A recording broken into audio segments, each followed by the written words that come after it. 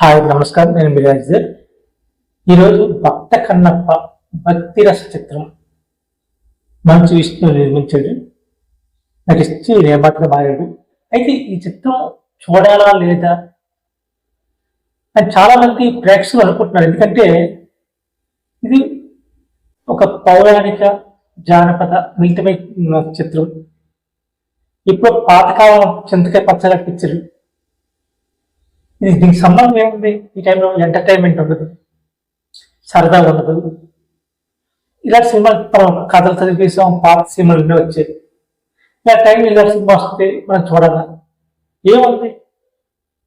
అందుకే మంచు విష్ణు ఏం చేశాడంటే ఇప్పుడున్న తారగం అంటే హిందీలో కానీ మలయాళంలో కానీ నటులను కొంత తీసుకొచ్చి బాగా పేరున్న ప్రభాసం తీసుకొచ్చి ఈ సినిమాలో పెట్టడం జరిగింది. అంటే సినిమా కథకి సంబంధం లేకుండా ఒక మంచి హీరోని పెడితే కానీ సినిమా హిట్ అవ్వదు అలా అనే విధానానికి వచ్చేసారండి మన తెలుగు వాళ్ళు. ఎందుకంటే మన ప్రేక్షకులు కూడా ఏంటంటే మంచి సినిమా అంటే చూడండి, ఇది ఎంతో కష్టపడి మంచి విషయం తీశారు. ఎందుకంటే ఇది భారతీయ సంప్రదాయంగా ఉన్న చిత్రం భక్త కన్నప్ప. మన ఇతిహాసాల్లో నుంచి పుట్టిన కథ, ఎన్నో పురాణాలు, ఈ భారతదేశంలో జరిగిన ఒక నిజమైన కథ. ఇది శ్రీకాళహస్తి సంబంధించి వచ్చిన కథ. ఇది మన తెలుగు వాళ్ళ కథ. దీన్ని ప్రపంచానికి చాటాలని మంచు విష్ణు అనుకోవడం స్క్రిప్ట్ వచ్చేసి తీశారు. చాలా బడ్జెట్, చాలా హై లెవెల్ గా తీయడం జరిగింది. అయితే ఈ సినిమా చూడాలా లేదా అని ఆలోచిస్తున్న ప్రేక్షకులు. ఎందుకంటే మంచు విష్ణు పెద్ద స్టార్ కాదు, బాగా ఫేమస్ అవ్వలేదు, ఎప్పుడో సినిమా హిట్ అయిపోయి ఇలా టైంలో నా సినిమా టేస్ట్ ఏంటి లాభం? మాకు ఎంటర్టైన్మెంట్ కావాలా? ఇప్పుడు మాకు మన భక్తి లేదా? మాకు సంబంధం ఏముంది? ఇలా సినిమా చూడడం లాభం ఏముంది? ఏదో ప్రభాస్ ఉన్నారు చూడడానికి వెళ్తాం అన్నట్టు చాలా మంది రివ్యూలు ఇస్తారండి. ప్రభాసం రాడు వెళ్తామని, ప్రభాసం రాడు చూస్తామని. సినిమా ఎలా ఉన్నా అసలు ప్రభాసం రాడండి, సినిమాకి వెళ్తాం. ఒక మంచి చిత్రం మన సంప్రదాయ ప్రకారంగా సినిమా తీశాడు.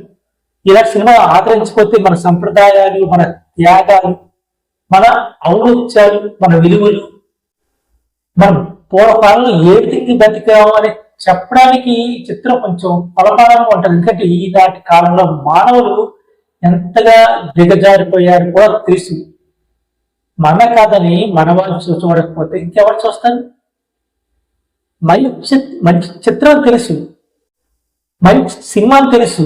భక్త కన్నప్ప పాత చిత్రం వచ్చింది, మరి చాలా సినిమాలు తీశారు, కృష్ణదాస్ తీశారు. భక్త కన్నప్ప సినిమాలు చాలా వచ్చాయి మన భారతదేశంలో.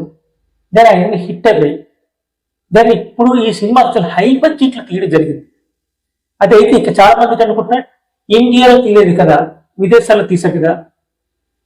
విదేశాల్లో తీయడం కాదంటే ఇక్కడ కావాల్సింది ఏంటంటే మన ప్రకృతి అందాలు. ఇప్పటికి చెట్టుకి పాత వాతావరణం సెట్ అవ్వలేదు, అందుకే విదేశాలు వెళ్ళాలని చెప్పడం జరుగుతుంది సినిమాలో. అంతేగాని మీరు సినిమా పరంగా చూడండి. ఇది మీరే కాదు, మీ పిల్లలకి, మీ బంధువులకు చూపించండి. ఈ కాలంలో పిల్లలకి ఇలాంటి భక్తి చిత్రాలు లేకపోవడం వల్ల మనిషి ఏ విధంగా తయారవుతారో తెలియలేదు. ఒక మంచి చిత్రం మన కోసం పాపం ఎంత కష్టపడి తీశారు మంచు విష్ణు. ఇలాంటి చిత్రాలను ఆదరించడం వల్ల కొన్ని చిత్రాలు మనకి ఇలాంటి మిగిలితాయి. కొన్ని నెక్స్ట్ జనరేషన్ కి ఒక మంచి చిత్రం చూసామని తెలియాలి. మన కథలు మనకు తెలియకపోతే ఇంకెప్పుడు తెలిస్తే? మన కథలు మనకు తెలియాలి ముందుగా. అందుకోసం ఈ చిత్రం తప్పకుండా చూడండి, కుటుంబ సమేతంగా వెళ్ళి చూడండి. ఇది నేను ఫేవరెట్ గా చెప్పడం లేదండి, ఒక మంచి చిత్రం తీశాడు. డబ్బు కోసం కాదు, ఒక ఎక్కువ డబ్బు పెట్టి ఎక్కువ పెద్ద హిట్ చేయాలని కాదు. మంచి చిత్రం అంటే ఇక్కడ కమర్షియల్ పిక్చర్ కాదు. ఇక్కడ ప్రభాస్ గారు ఉన్నారు, మోహన్ లాల్ ఉన్నారు, తర్వాత శరత్ కుమార్ ఉన్నారు,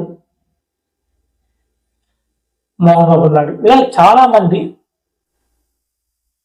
అక్షయ్ కుమార్ ఉన్నాడు. ఇలా అందరూ కలబోతుగా ఈ సినిమా తీశారంటే డబ్బులు ఇస్తూ వచ్చేదండి, ఇది ఒక మంచి చిత్రం అని చెప్పేసి వాళ్ళు అడిగడానికి ముందుకు వచ్చారు. దాన్ని కూడా మనం యాక్సెప్ట్ చేయాలా మన తెలుగు వాళ్ళు? ఎందుకంటే తెలుగు వాళ్ళ పిక్చర్లో నువ్వు అక్షయ్ కుమార్ కనిపించిన ఇది ఫస్ట్ టైం. మన సంప్రదాయం, మన కథలు మనం చూడకపోతే ఇంకెవరు చూస్తారు?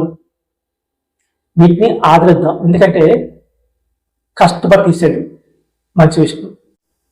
దానికోసం మనం ఎందుకంటే ఎన్నో సినిమాలు చూస్తున్నాం, ఎంత డబ్బు పోగొట్టుకుంటున్నాం. ఈ సినిమా చూస్తే తప్పే ఉంది, చూద్దాం, తెరపై చూద్దాం. ఎందుకంటే తెరపై వచ్చినప్పుడు అందంగా చూద్దాం సినిమాని, పిల్లలతో వెళ్దాం. ఇది మన స్టోరీ, మన కథరా అని చెప్తాం పిల్లలకి. మంచి చిత్రం చూపిద్దామండి. కన్నప్ప సినిమాని మనం విజయం చేకూర్చుదాం మంచి విష్ణుకి. అలాగే మంచి చిత్రాలని ఆదరిద్దామండి. నమస్కారం, మీ రాజు.